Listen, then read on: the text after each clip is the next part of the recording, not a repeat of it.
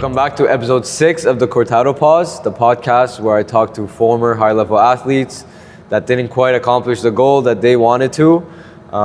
We talk about life during sport, after sport, all over a Cortado that they make and I rate.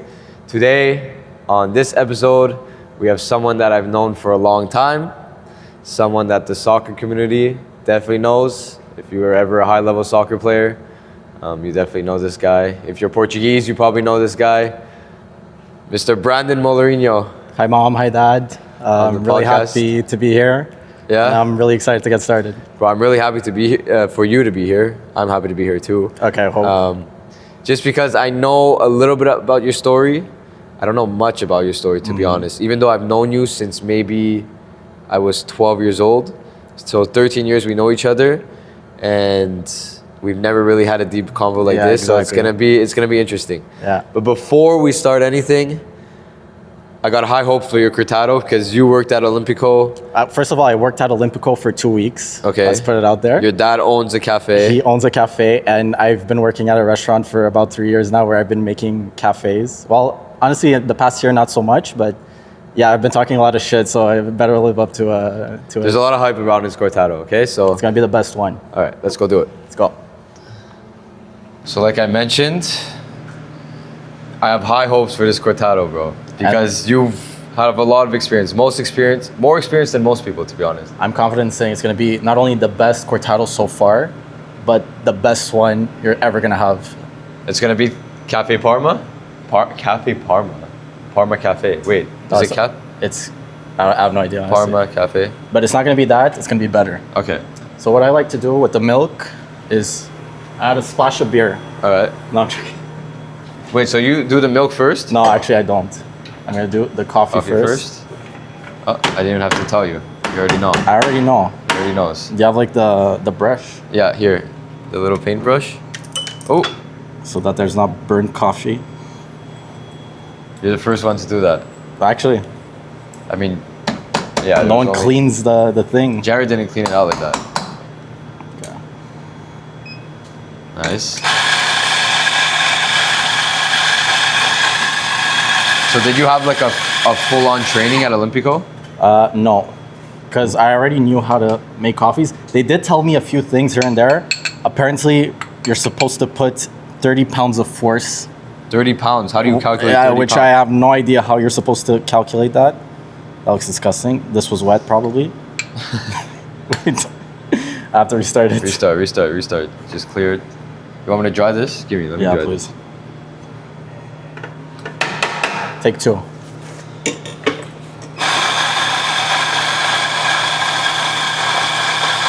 And some elevator music while we're playing this. So there's absolutely no training when you go to Olympico? Well, apparently when I got there, they told me I was already better than 90% of the people that tried out. Yeah, tryout. There's a tryout? No, that like got hired. Just because I've been working at my dad's cafe, I've been working at a restaurant. Yeah. So they didn't really make me try anything. I can't do 2 things at once. I can't talk and make a coffee. Sorry, bro. I'll just shut up. Yeah, I'll just talk to myself. Let's just be quiet for the whole time. Okay.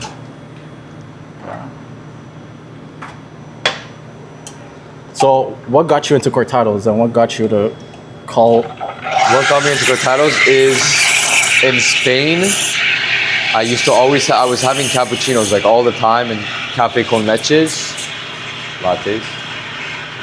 And then one of the coaches came to sit with us and he ordered a Cortado. And I'm like, wait, what is this?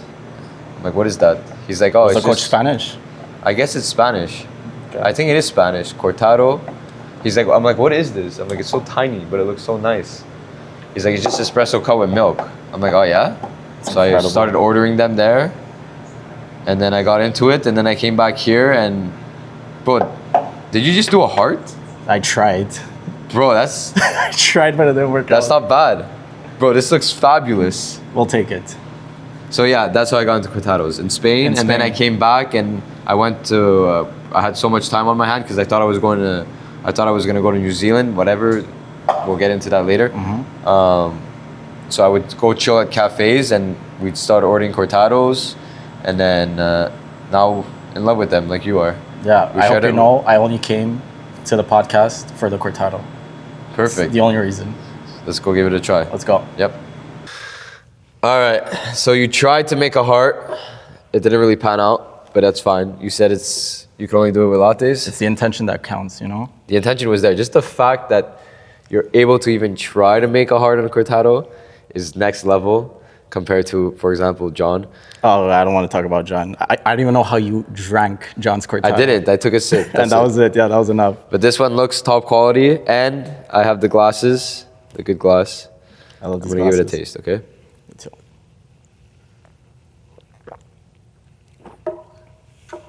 Be honest.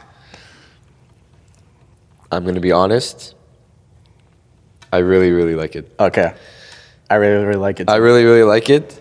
It's like, I usually find, like the ones I have at Parma, they're a little bit strong, or Olympico, for example. I find the ones at Olympico strong. This is how I prefer it, because I don't put sugar, where it's not too strong. And bro, this one is... Something about me is every time I go to a cafe, I order a Cortado. Like the Cortado is my go-to coffee. And even when I make a coffee at home, it's a Cortado. So I have like a way I like to make them, and this is how I make them. I really like it. Okay, how much out of 10? Okay, let me remember what I rated. 8.3 on 10. Do you I'll agree? take it. 8.3. That's the best I've rated. This I'll is the take it. by far. It's obviously not a 10, maybe because like you're not familiar with the Yeah, machine okay. and stuff. I'll take but it. maybe just a little bit stronger, I would have liked it. But bro, honestly, class. Perfect. Like just the ratio is perfect. And I'm 100% gonna eat this up during the podcast. Like I might be finishing the first 2 Oh, minutes. me too, for sure. I'm going to take it like 100%. a shooter. Does anyone else want coffees, by the way? I'll go make them. Anyone on set? Yeah. Yeah? Perfect. Yeah, they want it, they want it. After, okay. Bro, you might get DMs For people- coffees. People asking for coffees. No problem. Oh, no, I was about to say my address, but I was going to be like, come home. If you still worked at Olympico, we would have said go see him at Olympico. Yeah. No. But only 2 weeks? it Why was- only 2 weeks? Well, I was working at the restaurant that I currently work at, and I was working at Do you my want to name dad's it or cafe. you want to keep it a secret? I'd rather keep it a secret just because, You don't want any stalkers? no, not the stalkers. I just don't want anyone that I work with to see this. Or if they see it, whatever. But I was basically working 3 jobs. Yeah. At the same time, I was working 7 days a week. I was working like doubles. It was like too much for me. So you just said, nah. Yeah. And it it's was- no parking, bro. No, yeah, no, I had to pay for the hotel parking, which was like $13 a day. What's the hotel again? I forgot. William Gray? William Gray. Is it? I might be wrong. But yeah, every Did morning. I stay there? I feel Yeah, like I I stayed think there one I'm time. getting, your producers are telling me it's William Gray, yeah. Right. Yeah. William Gray? Yeah, Yes? I'm getting we a yes stayed, for- Did we stay there? Yeah. I stayed at the William Gray. Okay, And we went to the spa there? Went to the spa there. So yeah. And it's expensive. It's so. yeah, but for us we got we had like a discount because we worked there. It was $13 a day, but it was still, I find stupid. It's almost an hour of work gone. Yeah, exactly. Well, no, I wasn't getting paid $13 an hour. Like a slave. No. All right, forget about your coffee life right now. I thought that's why we're here. No. Yes, a little bit. We're gonna rewind the tape. Jump into soccer a bit. We're gonna jump into soccer. Perfect. And just want to say that I've known Brandon for 13 years, which is crazy. And your soccer story doesn't even start there, actually. So you're gonna bring me back to before, when you were still in the motherland of Portugal. Yes. Where your career really started. Yes. So I was born here.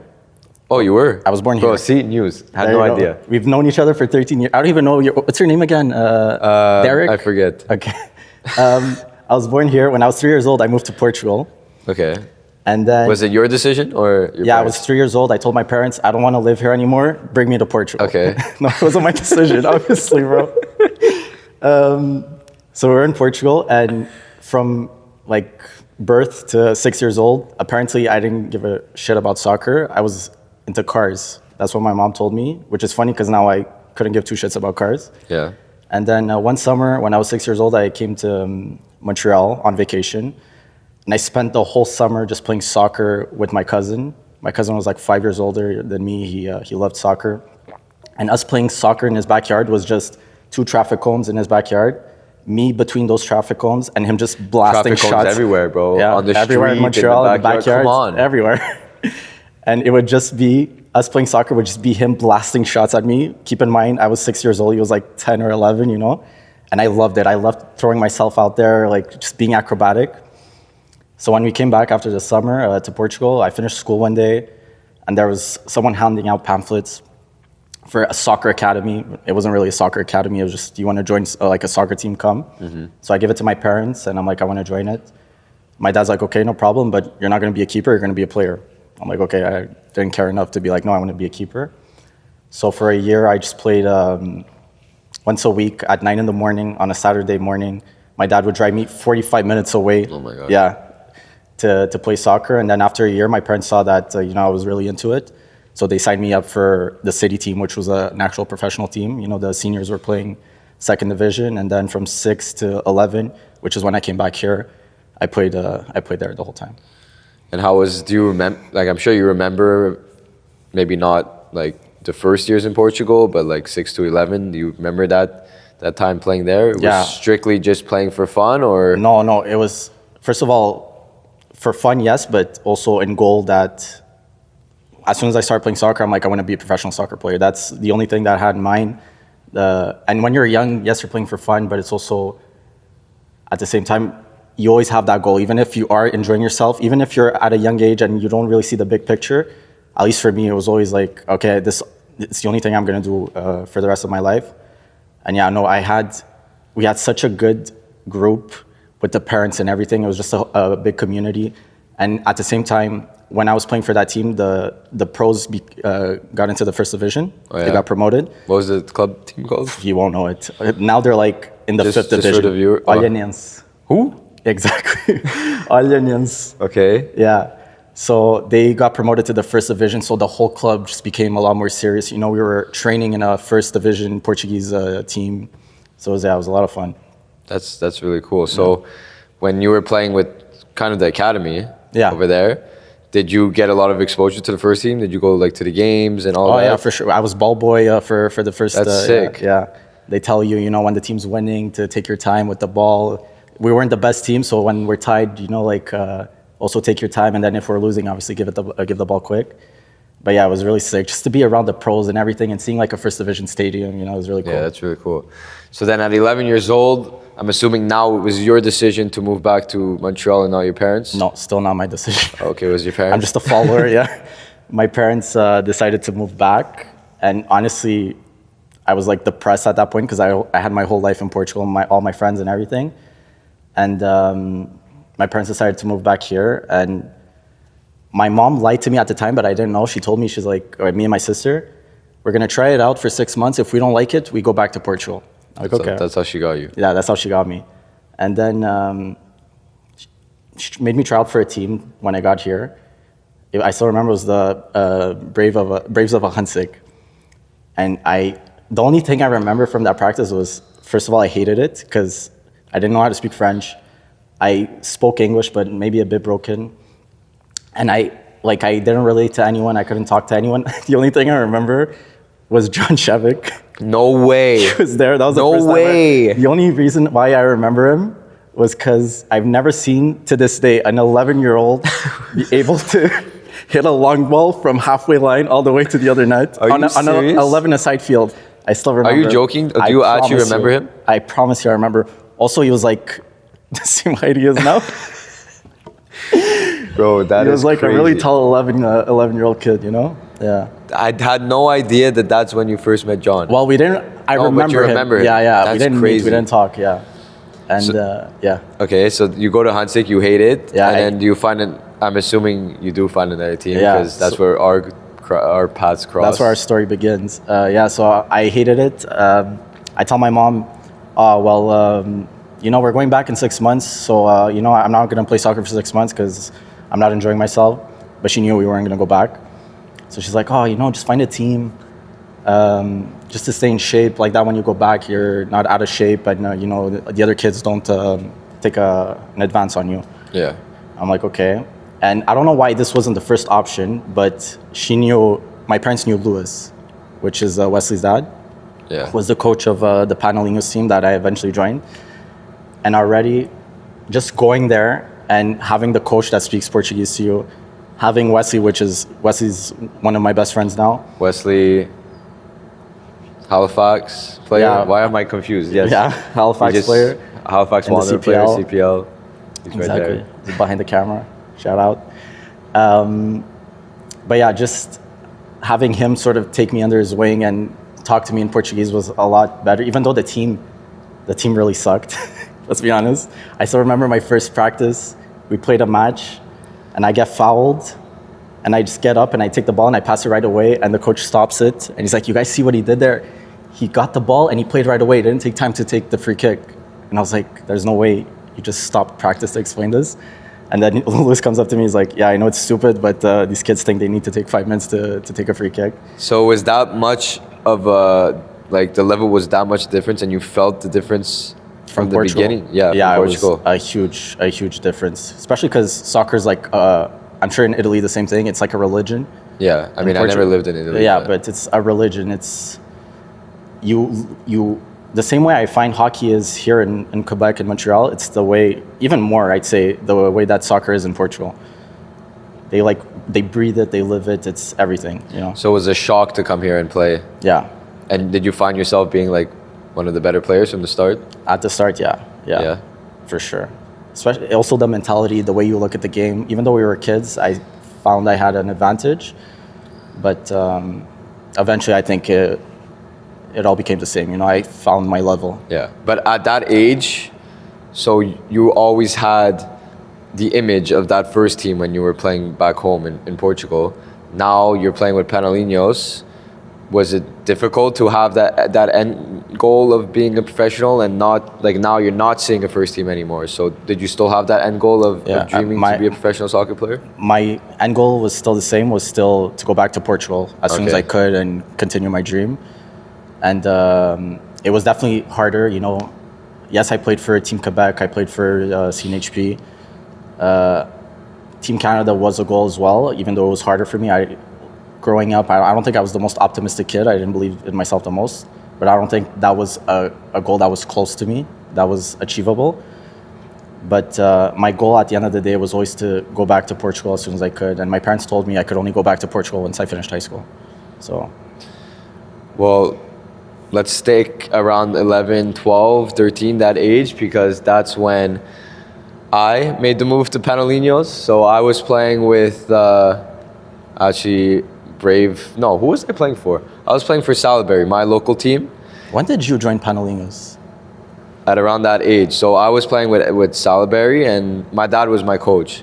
And then my mom got sick and he couldn't coach anymore, and he was like, let me put you somewhere, because he saw that I really liked it. He's like, let me put you somewhere where there's a little bit more structure, where I trust the coach, and like that he knows, my dad knows that the coach knows what he's talking about. And I don't know how he found Panelinhos and Lewis.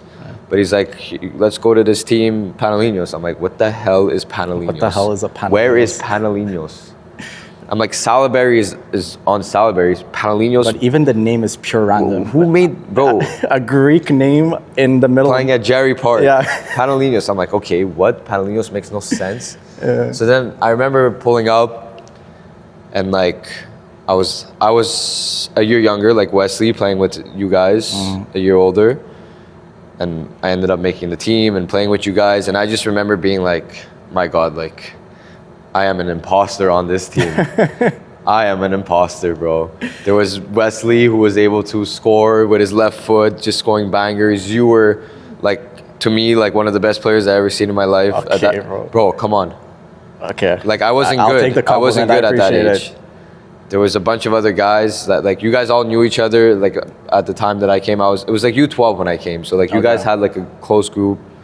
I barely spoke to anyone. I just kept to myself. Yeah, I barely remember speaking to you too. Yeah. I just would go on and play. Yeah. I would, honestly, literally Lewis would just tell me, stick on this guy. Just stick with him the whole game. Yeah. Just stay on him the whole game. When we have the ball, just stay on him. Yeah. And I said, okay. And I would just stay on it with him the best player the whole game. Yeah. And you guys would just play and keep the ball. And I was like, bro, don't pass me the ball. They could have it. Man marking to T. Yeah, Yes, I know. bro. That's all I did. I know.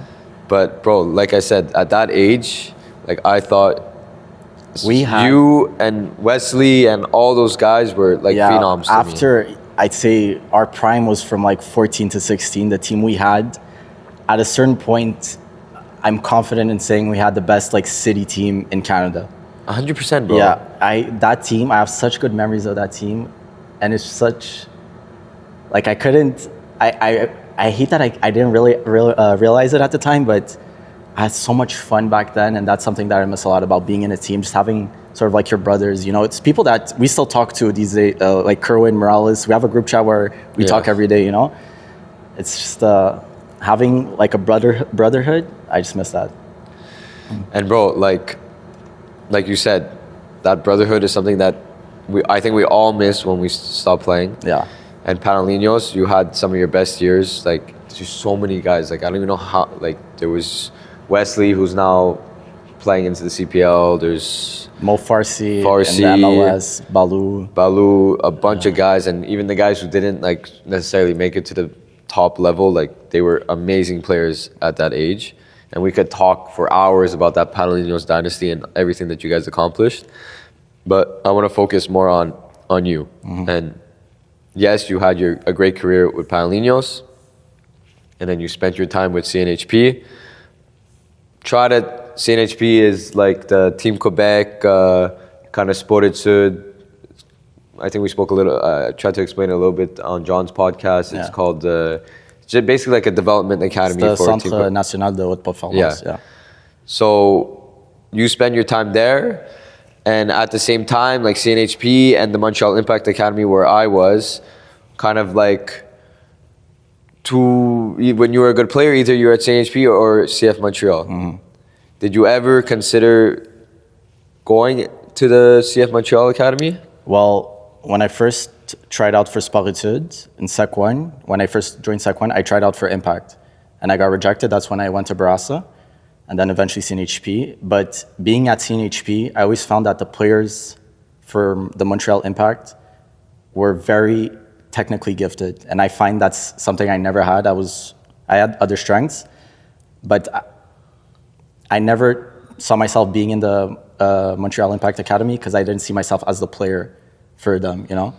I find they selected I don't know if you agree or not, but like they're very technically gifted. Yeah, I agree, but I also wasn't very technically gifted, and I made it. You're not well, you are technically gifted, but not in the sense that you're gonna dribble everyone, but you're technically gifted in the sense that your first touch is clean, you know? Your passing is clean. I find my first touch is not the best, you know? So I didn't see myself at the Montreal Impact Academy. So you always saw yourself finishing high school and going back to Portugal? Yeah, that was the deal I had with my parents. And is that what you did? That's what I did. I went for 2 years, and I like to say that it was... We have to dive into this. It's like 2 of the best years of my life mixed with 2 of the worst years of my life at the same time. I had a blast and I learned so much, but at the same time I was like depressed as well, just because I think. So let's tackle the good part. Good part. What was the 2 years? Yeah, the 2 years over there. Let's explain the good parts. So I was living with Wesley.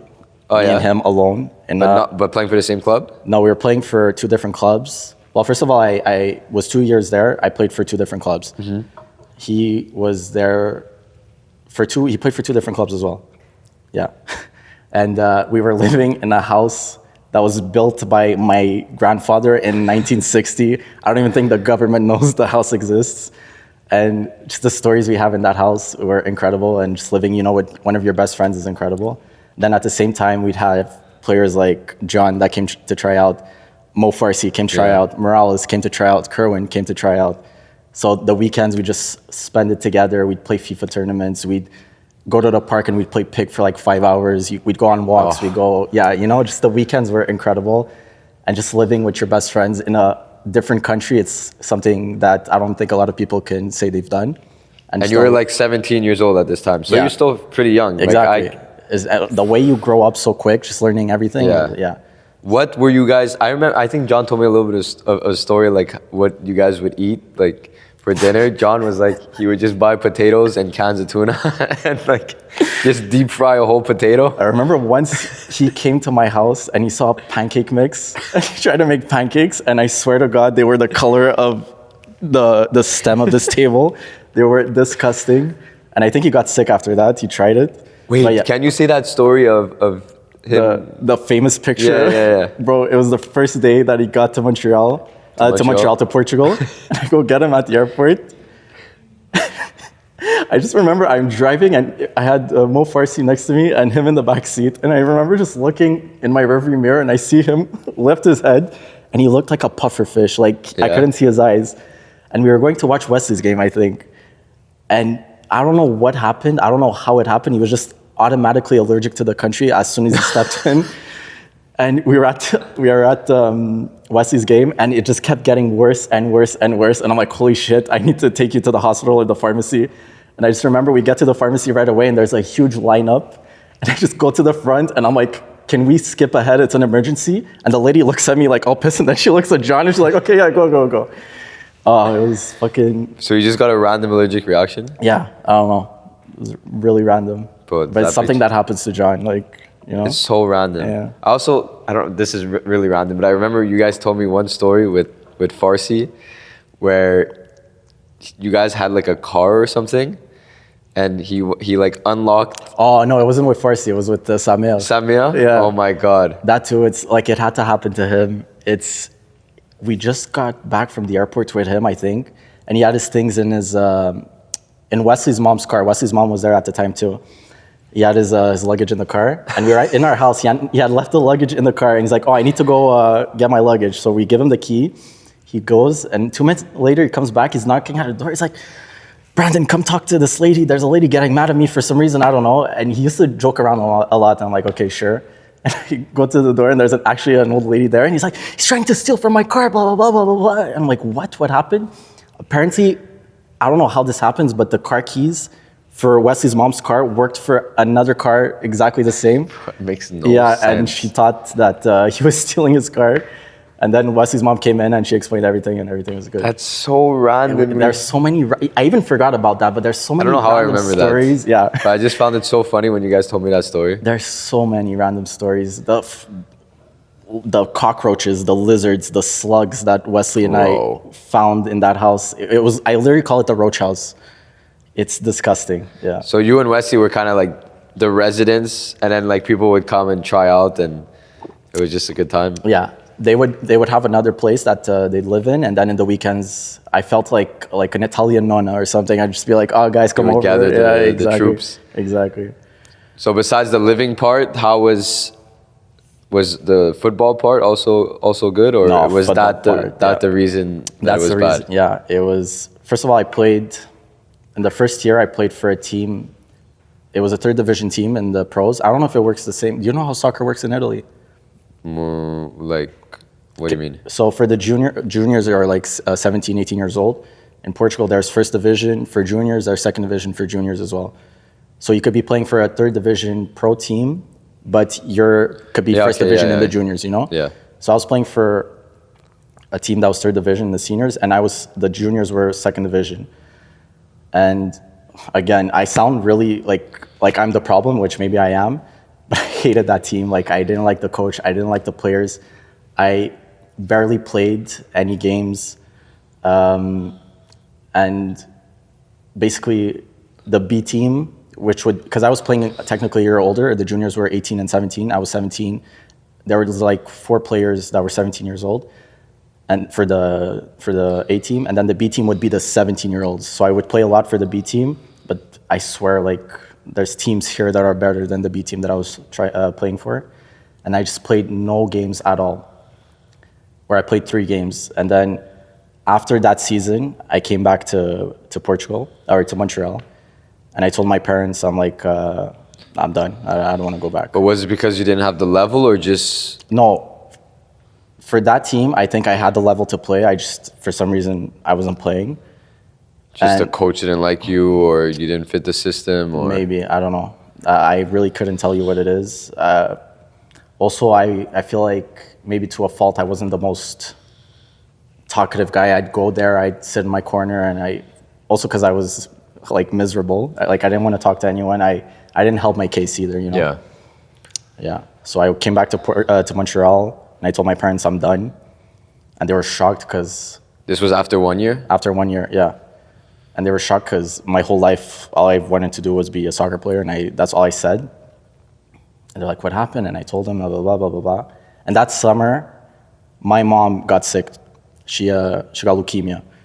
And then she thought, I think to this day, she thought that the reason why I didn't want to go back was because of her, which sure, maybe it was like a bit, but it wasn't the whole reason. So my mom kept telling me, like, just try one more year, try one more year, try one more year. So I'm like, okay. So I went back and I tried another year. And then that too went to shit. Was it the same kind of thing where off the field it was a great time and then on the field it was terrible? Yeah. So yeah, exactly. So the time I spent outside of practice and outside of the team was the time of my life with the guys, like I said. With this, because I tried out for a different team, first of all. I tried out for a first division team in the pros and the seniors and a first division team in the juniors. Which, first of all, I was like, I barely played with this third division, second division team. There's no way I'm going to make this team. And when I tell you, the coach that I had was one of the craziest mental cases I've ever seen in my life. Like, I've left Portugal, and 2 years after I left Portugal, I still had, like, nightmares. PTSD. I had nightmares that I'd gone back to Portugal and I was trying again for the team, and I was like, what the hell am I doing here? I'd have, like, panic attacks. The coach was absolutely mental. Can you give like an example of something he did, or just to put into perspective? Well, he'd fucking break doors when he'd lose his shit on I don't know, I was gonna say something about that's like airing out his business. I'm not gonna say it. Okay, yeah. But he's like a soldier. He was like like no emotions, no heart. I remember I went to go try out because I had a sort of like an agent at the time, but not really. He's like, go try out for this team. He gave me the address. He's like, ask for Sandro, it was his name. So I'm like, okay. I show up like 20 minutes early. I see someone walk by who I think is the coach. And I'm like, hi, is your name Sandro? He's like, yeah. I'm like, oh, I'm Brandon. I was told to come try out. He's like, okay, go get changed. I'm like, okay. So that was like my first interaction with him. And then that practice was horrible. It was horrible because it was the preseason, and preseason, just picture preseason in Portugal in July. Like, it's like 40 degrees outside. And not only that, the team had already started a week ago. So I get changed. I go to the field to start preseason. And my first drill is, like the crazy eights.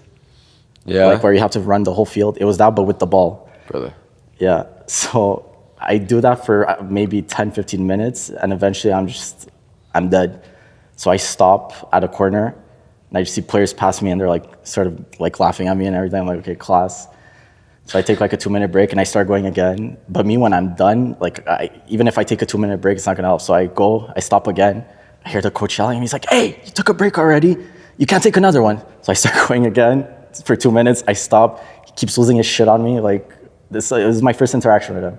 Then after that, we have to have the whole practice still, So I remember just going home, and I'm like, okay, there's no way like I'm even making the team. I had practice the next morning. So I put the alarm, and then I wake up the next morning. It's 4 p.m. I check my phone because I was jet lagged, I was exhausted, and I see missed calls from my parents, missed calls from like the agent guy. And I remember looking at that, and I'm like, I didn't even care like that I missed practice. I'm like, it's not like I'm making the team anyways. So I call my parents. They're like, what happened? Like, are you okay? Blah, blah, blah. I'm like, yeah, I was jet lagged. I overslept. They're like, okay, as long as you're okay, that's all that matters. And I called the agent, and he's like, what happened? The coach called me, said you didn't show up. He's like, did I scare the kid already? And I'm like, yes, first of all. And then I'm like, but he was asking about me. He's like, yeah, he wants you to come try again. I'm like, okay. So low-key liked you? No. Based off the season I had with him, he definitely did not like me. So you made the team. Well, I ended up doing the whole preseason. Yeah? Yeah. Practices at the beach, like running in the sand for like an hour in the woods, everything. And then like a week before the season starts, he's like, before practice, like, come to my office. So I come into my office, and he pulls out a gun. No, I'm joking. What? He pulls out like a contract. Doesn't tell me anything. He's like, sign this. And I'm like, okay. You didn't read it? I didn't read it. It was like, I own Brandon. Yeah, I was just about to say, I have no idea if I'm signing my life away or everything. I sign in, I give it to him. He's like, okay, go get changed. I'm like, okay. And this guy wants you to change every time you yeah, interact with that's it. all our interactions were. It was just go get changed or you're a fucking idiot. That's all he told me. And then I get to practice to the dressing room, and for the first time I have like my own basket with my name where, you know, you keep the cleats and all the training clothes, whatever. So I'm like, okay, I guess I made the team. That's how I found out. Did you have like a sense of accomplishment, or were you like, 100. fuck, I made this team? No, I have to I continue. for sure I was proud, and it was sort of like a breath of fresh air where it's like I feel like everything was going wrong with me, or like with practice. Honestly, I didn't feel like I had a good preseason, and then just the fact that I made the team, the fact that this guy that shows no emotions, like he wouldn't take you he wouldn't take you if he didn't appreciate you as a player, you know? Yeah. So that was definitely a breath of fresh air, and it was like a new page turned where it's like, okay, maybe something good could happen from this. But it didn't. It didn't? No. What happened? Literally, 3 months in, still hadn't played no games. And then I still remember my first glimmer of hope was we were playing against Sporting. And I was on the bench. So you're playing top Yeah, we were playing against God. Benfica, Sporting, Porto, all those teams. I was on the bench, and I was a right back. And the right back that started gets injured. He's like, Brandon, go warm up with the rest that were already warming up. And I'm there, and I'm like warming up with a smile on my face. I'm like, there's no way my debut in the season is going to be against Sporting, whatever. So I warm up for like 2-3 minutes, and then he calls the left back that was on the bench to go right back. I'm like, okay. So nothing happened, and then just in practice, you know, when you just feel like a coach is on your case, like you can't do anything right. I was filled with stress. You know what facial paralysis is? Mm-mm.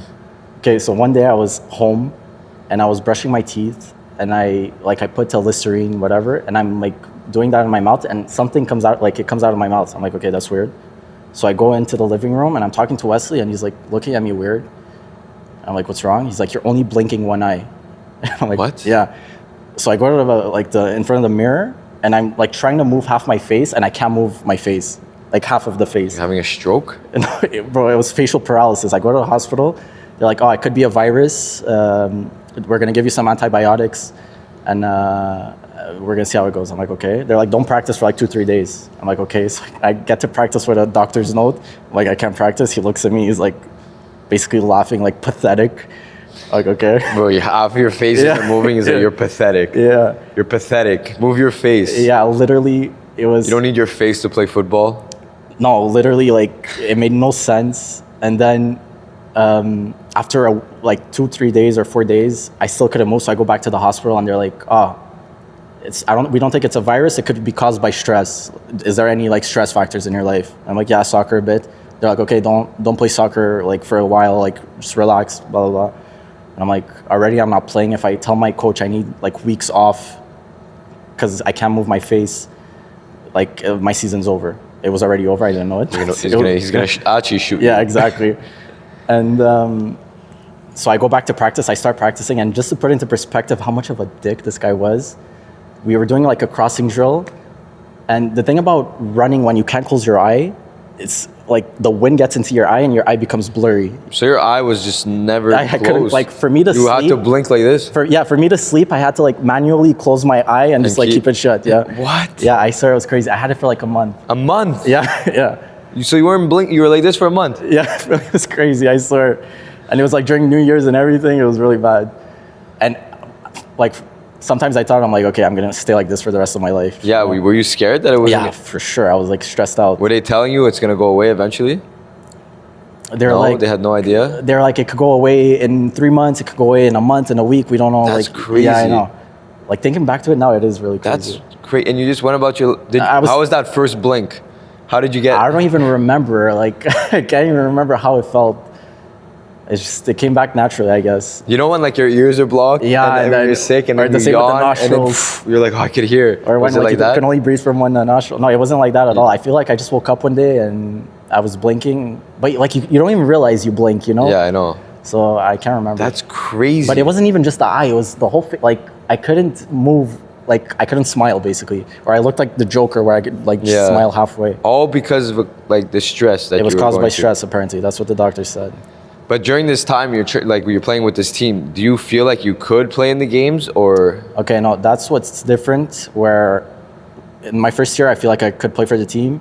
My second year, I find the player that was starting ahead of me, I couldn't be like, okay, the coach is an idiot, I should be starting in ahead of him. No, I fully think he was a better player than me.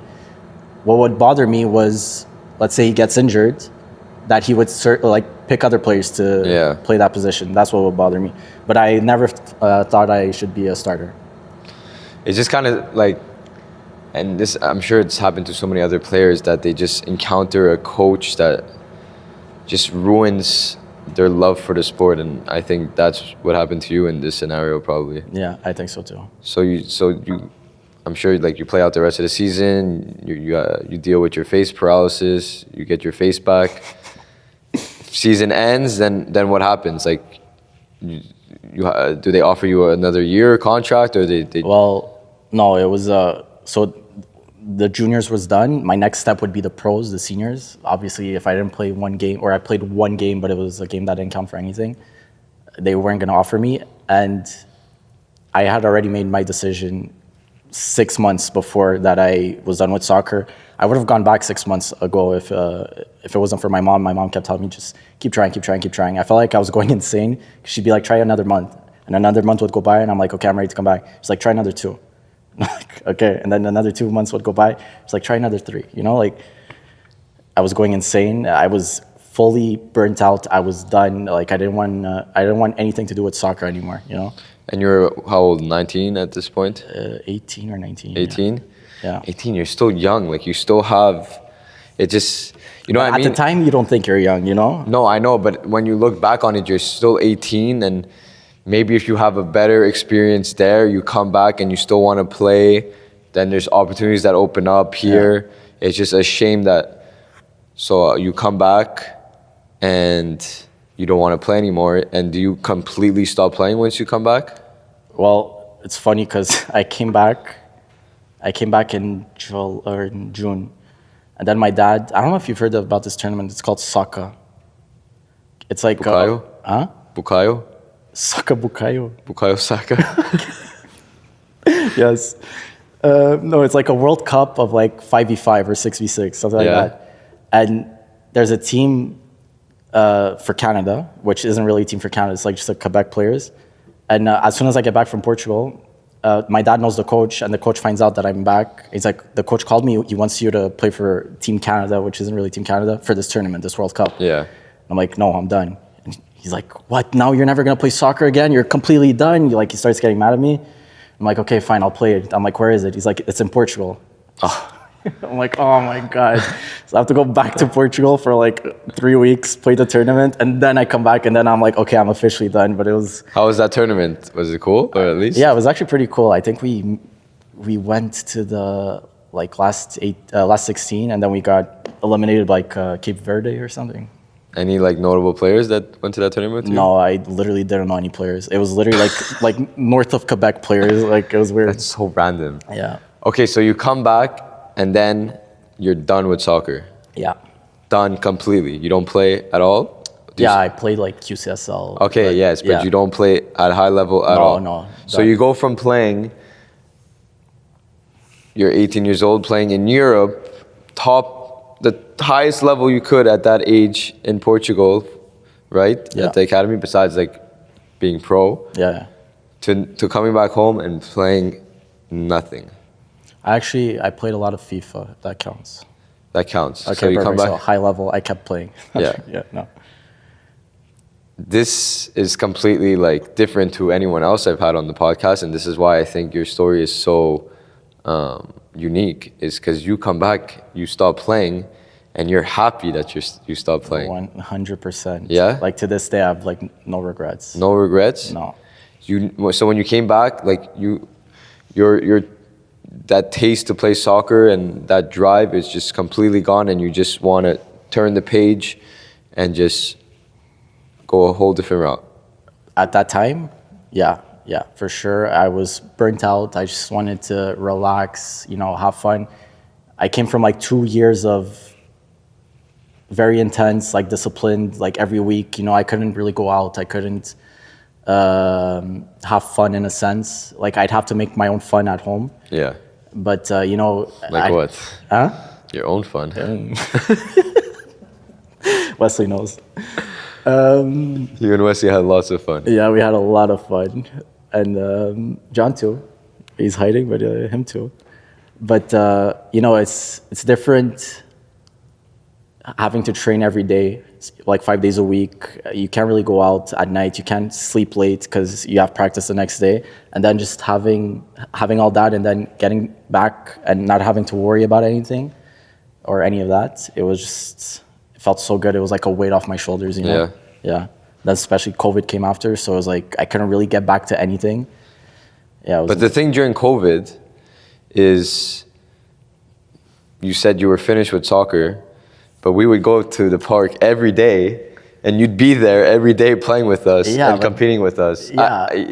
I know, like, maybe you didn't compete as, like, you didn't care as much when we were doing the drills and stuff. No, I absolutely cared. But you did care, and you still loved to play. Yeah, like when there's nothing behind it, when it's just me with my friends, enjoying myself, when there's no pressure, yeah, for sure, I still love it. You know? So you were able to quickly transition into playing soccer for fun and not playing soccer with that end goal? It was COVID, so there wasn't like there was nothing to do. Yeah, you know, and it was a way to keep in shape. So, but yeah, I actually really like. I forgot about that. I really liked that. Fun. Yeah, it was so fun. We would literally go to Louisburg, like January even. Like oh my god, we were doing during COVID. We shoveled like it wasn't that big, like a little portion of the field. Every time it snowed, we'd send someone and shovel. Eventually, we'd send like the kids in the neighborhood to shovel because they would play after us. Yeah. But that portion, everything was full of snow, but just a little portion of Louisburg would just be for us to play 3v3s. We'd go at super early in the morning, fully like gloves, hat, toque, like winter jackets, kashkush. Kashkush. Perfect. Kashkush? Kashkush. And we'd play, bro. That was like the best moments ever. That was so fun. And I completely forgot about that. It's crazy. But yeah, that was definitely fun. But that's a lot of, it's a big difference compared to other people that I spoke to, where after they stopped playing, they didn't want to play. They didn't want to right now. Sorry. This is like an iced latte right now. They weren't able to play for fun. Like, for example, me, like, I don't know, I can't really play for fun yet. Really? Yeah, because every time I play, even when we would go to the field and just play pig, like, to me that was like, hey, I'm getting my touch better because like I wanna train to be pro and that. So like now, like, I don't know, I don't have that motivation to play because I don't have that objective. How long ago did you like quit? I don't think I've officially in my mind quit. Okay.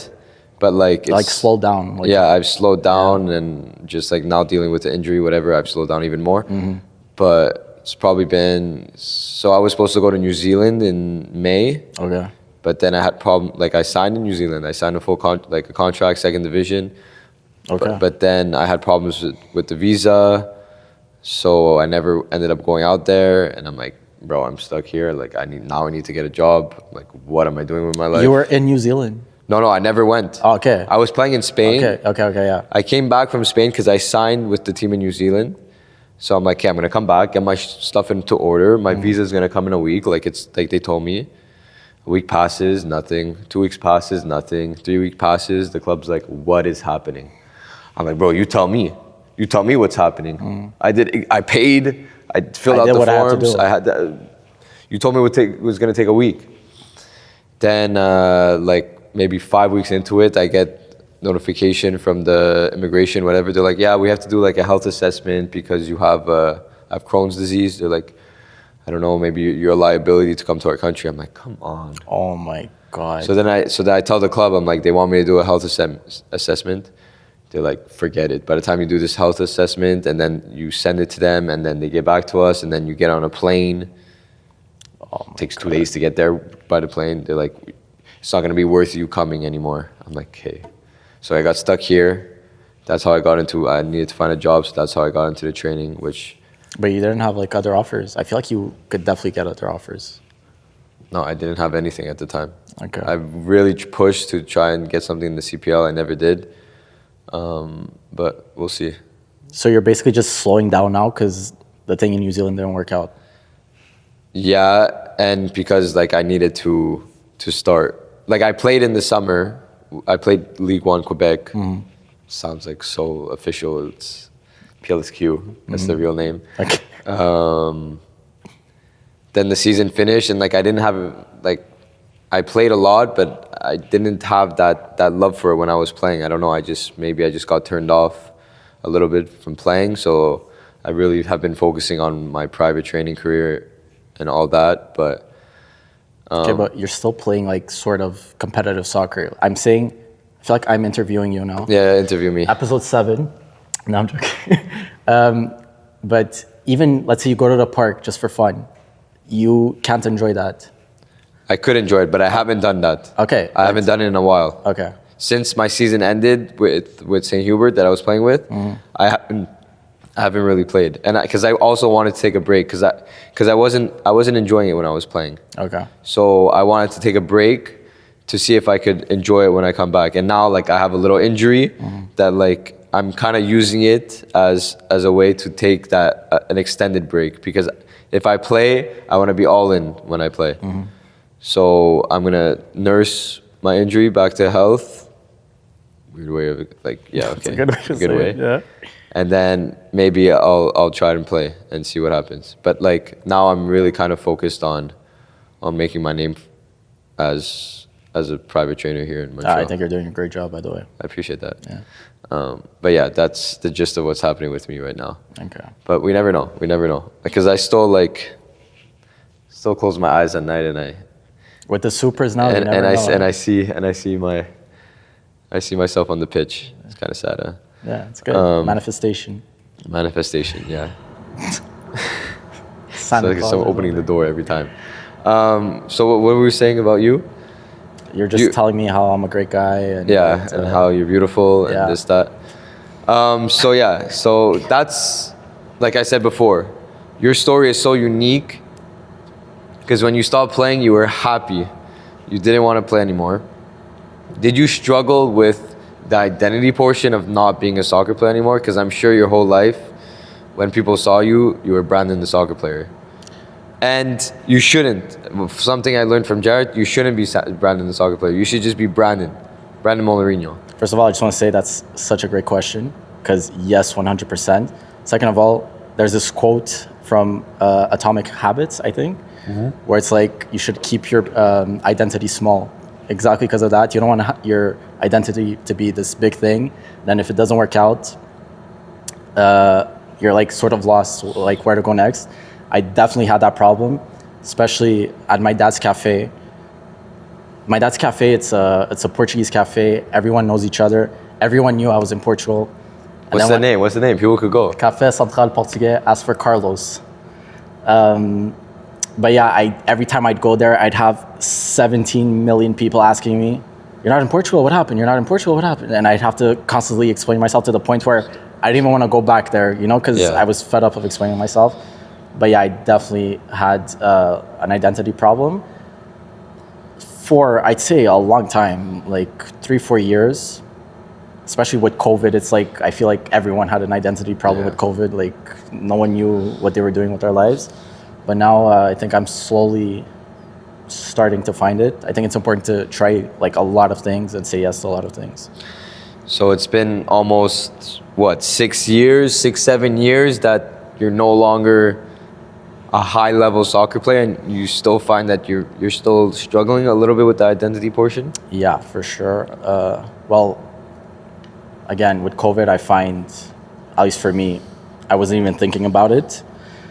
And now I think I'm starting something that I'm really excited for, electrician. Oh yeah? Yeah, That's and it's cool. something I see myself doing. And maybe you said I shouldn't say this because Jared said it wasn't a good idea, but I see myself as an electrician, like something I would do for the rest of my life. I also tried this year, I started a business with one of my best friend's girlfriends, John Economakis. I started a business with Cat, shout out, a custom design business where we... The t-shirts? Yeah, exactly. Those are sick. Yeah. You still doing that? Well, it's slowed down a bit, but still working on it.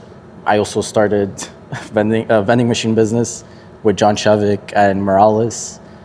That slowed down a bit too, so we have to like step it up again.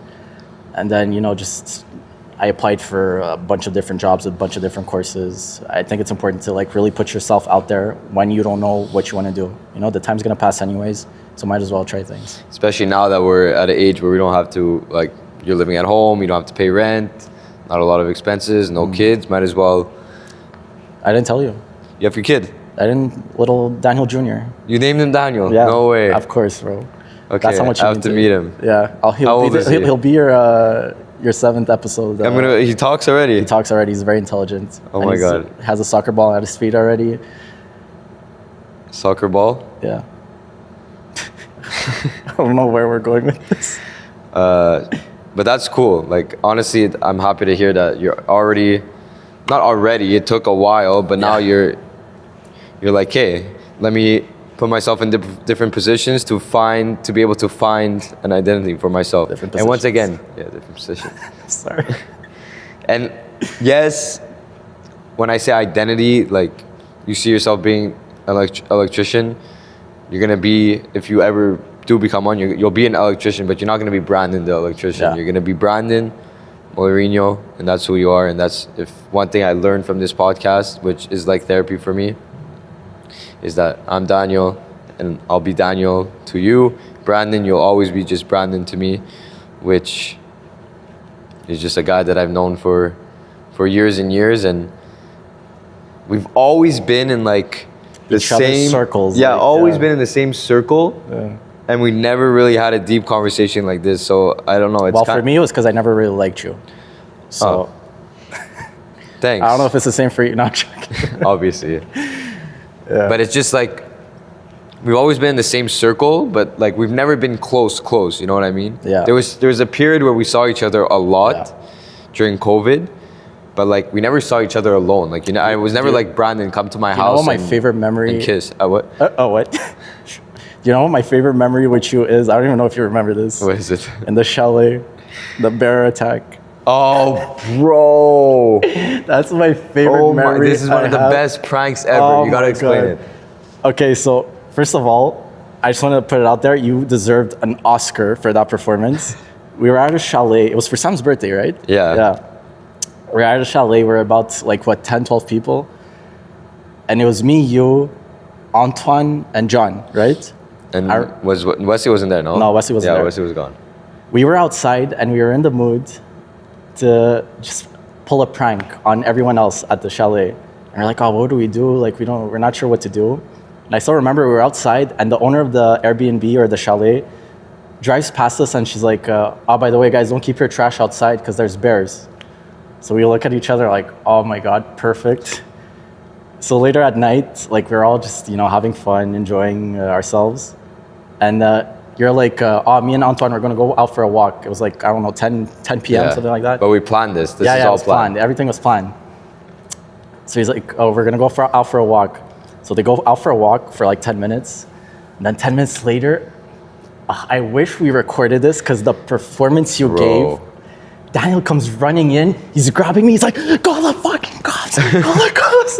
He's like, he's going to people. He's like, call the cops. Oh my God. Antoine just got attacked by a fucking bear. And everyone's like, what? No one believes me. No one believes me. Even I'm like, stop. I don't believe you. It's like, I'm serious. Call. And then I remember. I'm like, lock the doors. It's like the bear's going to come inside. There's Antoine screaming, help, like 20 meters away. And I changed my contact name from you to 911. I changed. Yeah. And I'm like, okay, I'm going to call the cops. And I'm showing everyone 911. And I'm like, yeah.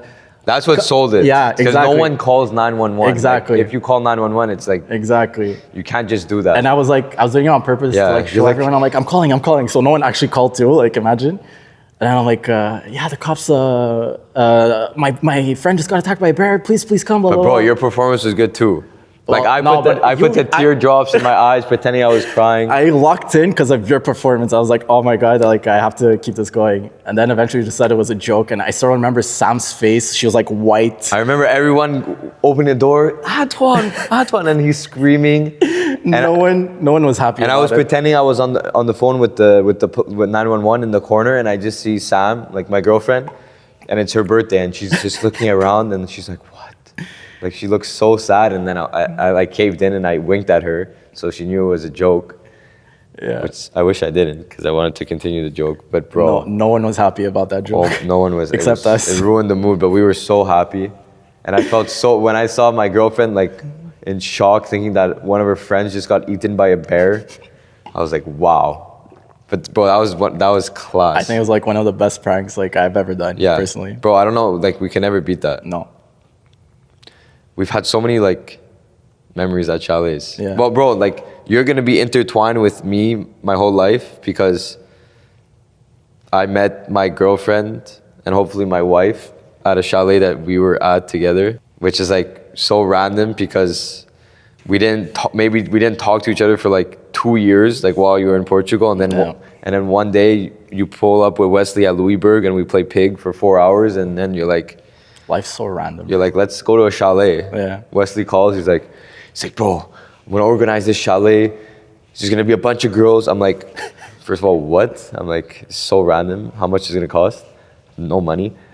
I'm like, which girls? He's like, names girls. He's like, Samantha Bucci's gonna be there. I'm like, Samantha Bucci's gonna be there? I'm like, I'm there. So then we go to the chalet. So cheap back then too. I don't remember how much it cost. Bro, we're like 6 people and it was like not that much. The chalet was so random. Oh. So random too. But we had a blast. But we had a blast. We had a blast. Yeah. We had the lake too there. Yeah, yes. Bro, I drank so much that in that period of my life with you guys. This has just become like a podcast about like just explaining old stories. I know, and, like, but it's, bro, like now that I think about it, it's good to think back and like. I barely drink now, and I think like back then when we chilled, like maybe it's because of you, bro. Like you made me drink all the time. I barely drink. What do you Bro, remember at that chalet we pretended to fight? Oh yes. And everyone believed us.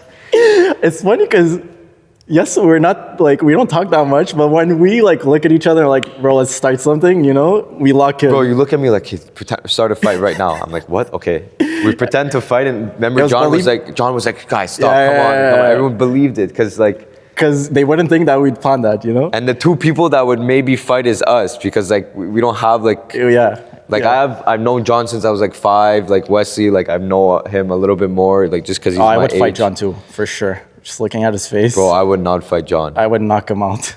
You wouldn't fight John? Bro, this guy, like if he snaps, he'll point the middle finger at you, and then he'll kill you. He becomes a savage, yeah. Oh, we have good memories, bro. Yeah, we do.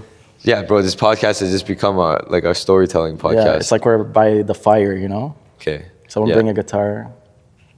We've never done that at a chalet, though. With a guitar? Yeah, we never. Bro, you know what, low-key, the best part of chalets, and I'm sure everybody, like, now it's the chalet pod. Chalet pause. Mm-hmm. It's the best part of the chalets. Bro, whatever I was saying, I'm going to stop. That montage you made of, like, one of our summers is one of the best montages ever. Do you remember that? I have like where John's hitting a watermelon on his head. It was a Coke bottle. Coke. Yeah, I have no one will know what we're talking about. Yeah, but John, this is literally just for us. We're just here like reminiscing. Yeah, I have a faint memory of that. It was at the time where I was in college and I was taking cinema and communications because I wanted to work in movies, like editing and everything. So I was just like a lot into editing, and I did that. Yeah, it's true. Bro, that was so funny. Yeah. What was I gonna say? I was gonna say something before. Something about chalets. Best part of chalets, and I'm sure everyone relates to this, is when you're hammered, and then there's like the Costco box of cookies. Oh my God, I feel like that's a universal experience. Oh my God, and then you just eat like 6 of them back to back. A whole sleeve, yes. Bro, me and John would hide. First of all, we would hide it from you guys when the chalet would start, so no one would eat it, and then we would pull it out, and we would just munch on those. There's another thing you guys hid. Do you remember? A body. A body? The statue. Oh, because we broke it. Yeah, we also hid cereal. Okay, you guys are like squirrels. You would just like no, but we hid the cereal because someone at the chalet brought cereal. Are we gonna name the person? No, we're not gonna name the person. But someone brings the cereal to the chalet. I'm like, oh damn, cereal! I love cereal at chalets. I'm like, can I have some? She's like, no. No. Bro, what? What are you, gatekeeping the cereal? You brought cereal to the chalet, you can't eat the cereal? We're there for like 2 nights. Yeah, 2 nights. She's like, no, you can't. This is my cereal. I'm like, no, bro. If I can't have this cereal, no one's having this cereal. Why do I remember this? Oh, like, bro, and we put it in the dryer so no one can eat this cereal. Like, bro, bring your own cereal to a chalet. Are you serious? Oh my god. No one had the cereal. That was funny. That was funny. Good times. Yeah. Let's try to jump back into a little bit of the soccer. Derailed it. Yeah. I just want to end off a little bit on now, like you said, you're studying to be an electrician. Is there anything that you've learned from playing high level soccer and putting yourself in all those situations, like living abroad and playing in top level?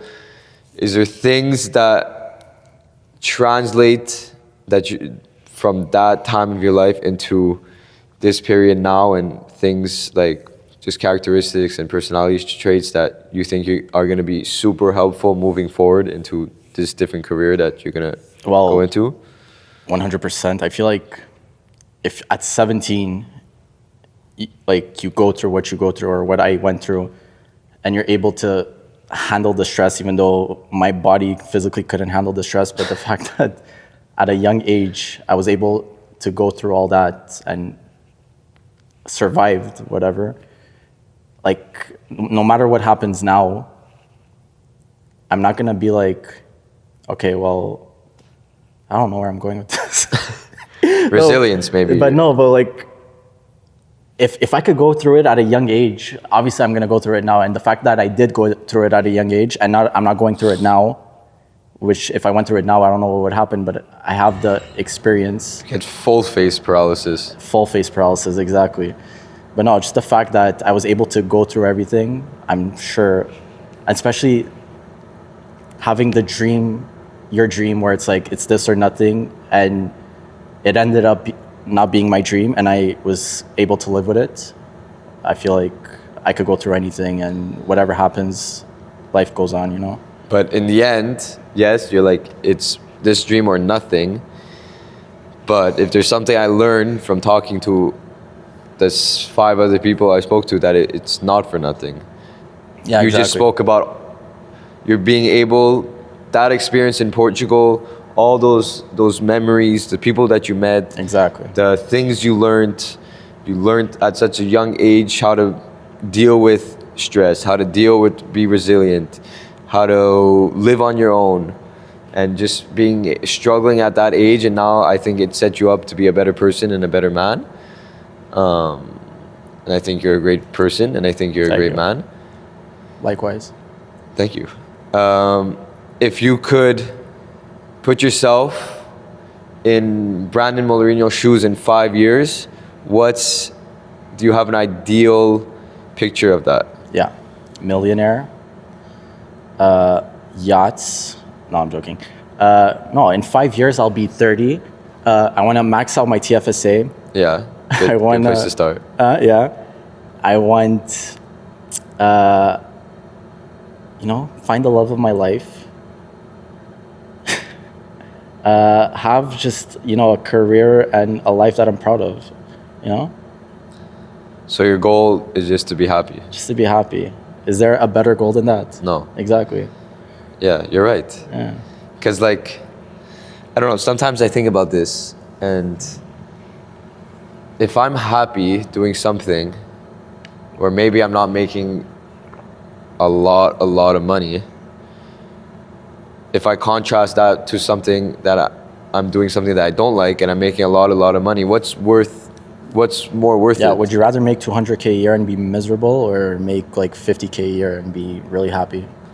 I'd rather be really happy, but everyone's like, I don't know. There's you don't 200. know? No, I rather be very happy. But yeah, I feel like there's a lot of people who'll be like, I'm gonna take that 200K and I'm gonna be super happy with it. But are you gonna be super happy with it? Because I think at a certain point, you make a certain amount of money, and I think let's say whatever, 50K to 80K to 100K, you get exponentially,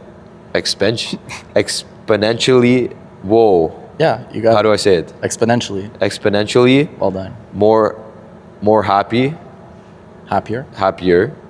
But then at a certain point, it just like flattens, that line flattens. So I think at a certain point, money does buy you happiness, but after a certain amount, you just get used to it. You just get used to it. So I'm someone who prioritizes happiness more than I do money. But I could see why a lot of people are like, I'm gonna make as much money as I can, and if I'm gonna be miserable, I'm gonna be miserable. But I'll be wiping my tears with my cash. Yeah, no, but making money doesn't mean you become miserable. You know, like doesn't mean you're gonna become sad. It's just if I'm putting it into extremes, I do feel like a lot of people would choose the 200K and being miserable over. Well, you see it every day with corporate life and all that. But yeah, I think 100%. I'd rather in 5 years. I just wanna. And not to say that I'm not happy right now. I am happy right now, and I want to keep it going. Yeah. Yeah. Like, I feel like I'm saying that like I'm not happy. No, I'm really happy. And I think one of the life's greatest blessing is to be able to wake up and be excited about your day. Yes. Because like, I I swear I'm loving this conversation. Because people wake up and they're like, if I ever wake up, Sam, who's on set, if I ever wake up and I go, I gotta wake up. Dreading to wake up, just tell me to change whatever I'm doing. Because that is like, to me, it's almost like, it's like a spiritual suicide. Yeah. You're just killing yourself slowly, because you're waking up every day to something you hate doing. But you know what's crazy? Just waking up, now we're getting really deep. Okay, now we're getting deep. Just waking up should be like a blessing, you know? Waking up, getting out of bed on your own 2 feet, walking down, being able to see, being able to hear, you know? It's like all things that we take for granted. I feel like this is becoming like a spiritual podcast now. Yeah. But this is something I think about a lot. Just the fact that I'm able to sit here on my own 2 feet, look at you with my own 2 eyes and have a conversation with you is something that we take for granted. Yeah, you know? we do take it for granted. And that's something that I've been trying to work on a lot, is just gratitude. Because there's so many things that we don't realize that are a blessing, and we just take it for granted. But imagine doing something you hate so much in life that you wake up, and people 100% are like this. They wake up and they cannot see any of that positive in their life because they hate what they're doing. And I think for me, my goal in life is to wake up and just enjoy what I'm doing and be happy every day. That's an amazing goal to have. It's a hard goal. Yeah, for sure. So that's why I try things. Try everything. You never know. John was trying kayaking, canoeing. John has tried a lot of things. Paddle. And honestly, zickleball. But it's low-key inspiring. Like, it makes me want to try other things too, you know? So shout out to John. Bro, honestly, like, this is so random too. I met someone at like the gym that I've been going to. And she's showing me like all these videos of her doing acro and stuff, and like acrobat. She's like an acrobat.